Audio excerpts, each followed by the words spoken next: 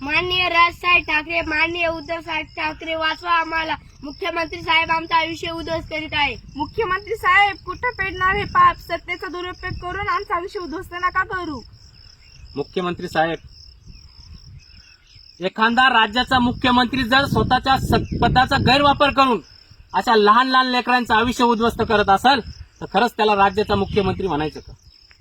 मित्रांनो, ज्या प्रकारे या लहान लहान लेकरांचं आयुष्य उद्ध्वस्त करण्यात आलं, ज्या प्रकारे या मुलावर अन्याय अत्याचार करण्यात आला, या मुलांनी जे भोगलं मित्रांनो, ते या स्वतंत्र भारतामध्ये इंग्रजांची हुकुमशाही या मुलांनी भोगलेली आहे.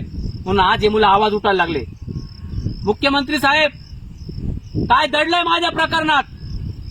माझं प्रकरण काय या महाराष्ट्राच्या देशाच्या पुढे येऊ दिलं जात नाही. गिरीश महाजन असेल, रेशमी शुक्ला असेल, मुख्यमंत्री साहेब असेल,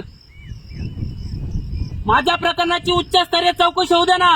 कोणी केलंय मुख्यमंत्री साहेब एक कांड? आणि एक कांड काय आहे? त्या महाराष्ट्राच्या आणि देशाच्या पुढे आल्यानंतर तुम्हाला माहिती आहे, सर्वात पहिला राजीनामा मुख्यमंत्री साहेब तुमचा आणि गिरीश महाजनचा होतोय. रेशमी शुक्ला या आता त्या पदावरून आज सेवानिवृत्त झाल्याच आहे, पण त्यांना जेलमध्ये बसावं लागणार आहे. या प्रकरणात तुम्ही आतापर्यंत 16 अधिकारी वापरले, त्यामध्ये कित्येक IPS अधिकारी, पण या सर्व अधिकाऱ्यांची परिस्थिती जी तामिळनाडूमध्ये झाली, त्या पोलीस अधिकाऱ्यांची जी भरत तिवारीच्या प्रकरणात झाली, ती परिस्थिती होणार आहे. या प्रकरण महाराष्ट्रात जे सचिन वाजेचं प्रकरण घडलं मित्रांनो, त्यापेक्षा खूप मोठं प्रकरण आहे. हे प्रकरण तामिळनाडूच्या प्रकरणापेक्षा खूप मोठं आहे. हे प्रकरण भरत तिवारीच्या एन्काउंटरपेक्षा खूप मोठं प्रकरण मित्रांनो. आज सत्तेचा दुरुपयोग करून या लहान लहान लेकरांचे आयुष्य उद्ध्वस्त केले गेले, आणि आयुष्य उद्ध्वस्त करणारे कोण? तर सत्तेमध्ये बसलेले लोक. आज जाणून बुजून हे प्रकरण महाराष्ट्राच्या पुढे येऊ दिले जात नाही. रेशमी शुक्ला यांची हे पद दाबण्यासाठीच त्या ठिकाणी नियुक्ती का करण्यात आली होती? मी वारंवार सांगितलं, रेशमी शुक्ला यांनी माझे 10 रक्ताचे पत्र खाल्ले. पण सदानंद दाते साहेब, तुम्हाला एक कळकळीची विनंती, तुम्ही NIA चे प्रमुख म्हणून काम पाहिलेलं आहे, तुम्ही या देशाची देश सेवा केलेली आहे, म्हणून तुम्हाला एक कळकळीची विनंती करतो, किमान माझा नाही तर या लेकरांचा आवाज ऐकाव. आज या स्वतंत्र भारतामध्ये या लहान लहान लेकरावर एखादा मुख्यमंत्री कशा प्रकारे अन्याय करतो हे महाराष्ट्राच्या पुढे ठेवा. आणि वेळ आली ना, तुम्ही देश सेवा केली, त्या पदाचा आहे ना त्याग करा, त्याग. पण माझे रक्ताचे पत्र खाऊ नका, कारण मी वारंवार तुम्हाला असे रक्ताचे पत्र टाकणारे. जे पाप रेशमी शुक्ला यांनी हे प्रकरण दाबण्यासाठी केलंय, त्या पापात तुम्ही सहभागी होऊ नका. मुख्यमंत्र्यांनी केलेल्या पापात तुम्ही सहभागी होऊ नका. माझं प्रकरण या महाराष्ट्राच्या देशाच्या पुढे ठेवा.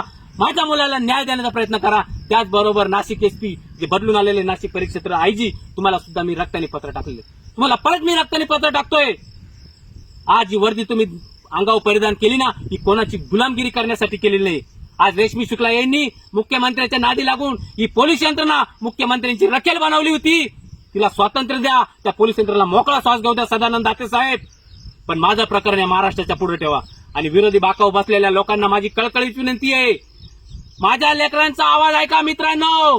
माझ्या लेकरावर झालेला अन्याय काय आहे याचे सगळे पुरावे मी देतो. गिरीश महाजन असेल, रेशमी शुक्ला असेल आणि मुख्यमंत्री असेल, यांनी केलेल्या कांडाचे सगळे पुरावे मी देतो. पण माझं प्रकरण समोर येण्याकरता विरोधी बाकावर बसलेले राजसाहेब ठाकरे असतील, उद्धव साहेब ठाकरे असतील, काँग्रेसचे काही नेते असतील, शरद पवार साहेबांचे राष्ट्रवादीचे काही नेते असतील, तुम्हाला एक कळकळीची विनंती करतो, या मुलांचा आवाज ऐका आणि सत्ताधाऱ्यांनी केलेलं कांड समोर येण्याकरता प्लीज मला मदत करा. राजसाहेब ठाकरे, उद्धव साहेब ठाकरे, तुम्हाला कळकळीची विनंती करतो. आज माझ्या लहान लेकरांनी तुम्हाला हाक मारली, त्या हाकेला जागे व्हा, जनतेच्या पाठीमागे उभे राहा.